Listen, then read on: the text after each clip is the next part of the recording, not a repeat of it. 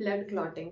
अब blood clotting में क्या है कि ब्लड क्लॉटिंग और blood coagulation is a mechanism occurs in response to injury. Blood clotting जो है उसको ब्लड कोएगुलेशन भी कहा जाता है, मतलब ब्लड क्लॉटिंग या ब्लड कोएगुलेशन। जब हमें कोई चोट लगती है, मतलब इंजरी होती है जब हमें, तो उसके रिस्पॉन्स में ब्लड क्लॉटिंग होती है, मतलब ब्लड कोगुलेशन होता है। जैसे कि अगर हमें कोई कट लगा, कोई चोट लगी, तो ब्लीडिंग होने लगेगी। अब वो ब्लीडिंग कंटिन्यू होती ही रहेगी अगर ब्लड वहां पे जम ना जाए, ब्लड क्लॉट ना बना ले। तो जब ब्लड क्लॉट हो जाएगा तो फिर वो ब्लीडिंग होना रुक जाएगी। तो जब हमें चोट लगती है, इंजरी होती है, तो उसके रिस्पॉन्स में ब्लड क्लॉटिंग हो जाती है, मतलब ब्लड कोगुलेशन होता है। ब्लड क्लॉटिंग और blood coagulation is a mechanism occurs in response to injury. Average clotting time can be 2 to 8 minutes. 2 से 8 मिनट हो सकता है average clotting time. Average clotting time can be 2 to 8 minutes. Most important role of platelets in blood clotting. Blood clotting में platelets का most important role है। Most important role of platelets in blood clotting. Clot को हम कोगुलम भी कहते हैं। Blood clot जो होता है उसको कोगुलम भी कहा जाता है। तो क्लॉट को कोगुलम भी कहते हैं, या डार्क ब्राउन स्कम जैसा दिखता है वो। डार्क ब्राउन स्कम, ये किसकी बात हो रही है? ब्लड क्लॉट की। तो जो ब्लड क्लॉट होता है उस क्लॉट को हम कोगुलम भी कहते हैं, और वो डार्क ब्राउन स्कम दिखता है। Vitamin K is also necessary for blood clotting. Blood clotting के लिए विटामिन के भी बहुत नेसेसरी है। जैसे कि हमने पढ़ा कि most important role of platelets in blood clotting. Blood clotting में मोस्ट इंपॉर्टेंट रोल प्लेटलेट्स का है, उसी तरह से विटामिन के भी नेसेसरी है ब्लड क्लॉटिंग के लिए। और मिनरल, ये तो हो गया विटामिन। अब मिनरल जो नेसेसरी है ब्लड क्लॉटिंग के लिए वो है कैल्शियम। कैल्शियम जो है मिनरल है, और ये ब्लड क्लॉटिंग के लिए रिस्पॉन्सिबल है। तो most important role of platelets in blood clotting, vitamin K is also necessary for blood clotting. Mineral necessary for blood clotting is calcium. मतलब जो प्लेटलेट्स हैं उसका तो मेन इंपॉर्टेंट सबसे मोस्ट रोल है ही ब्लड क्लॉटिंग में। और विटामिन्स में विटामिन के नेसेसरी है ब्लड क्लॉटिंग के लिए, और मिनरल्स में कैल्शियम नेसेसरी है ब्लड क्लॉटिंग के लिए। तो ब्लड क्लॉटिंग के लिए क्या क्या नेसेसरी है? प्लेटलेट्स तो है ही, उसके बाद विटामिन्स में विटामिन के और मिनरल्स में कैल्शियम। तो प्लेटलेट्स, विटामिन के और कैल्शियम नेसेसरी है। Haemophilia is a genetic disease also known as bleeders disease. It is caused due to the genetic absence और लो क्लॉटिंग फैक्टर्स और platelets.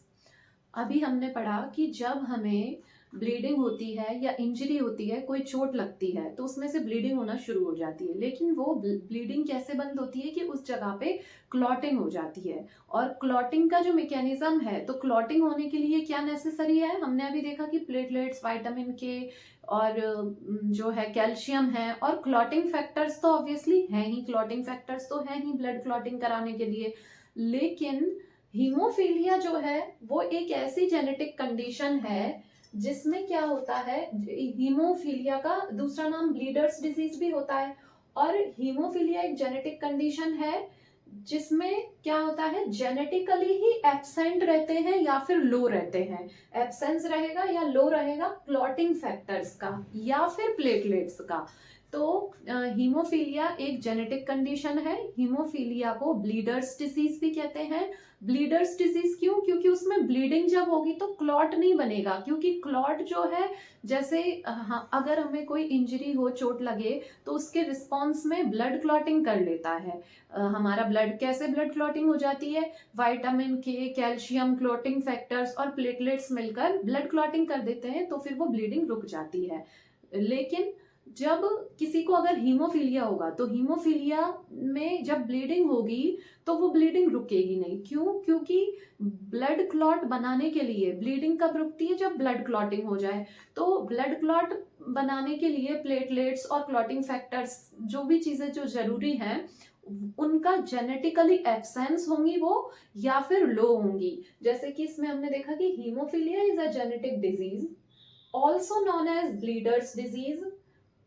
It is caused due to the genetic absence or low clotting factors और platelets. मतलब haemophilia एक ऐसी genetic condition है जिसे bleeders disease भी कहा जाता है। और इस कंडीशन में जेनेटिकली एब्सेंट या फिर लो होते हैं क्लॉटिंग फैक्टर्स या फिर प्लेटलेट्स।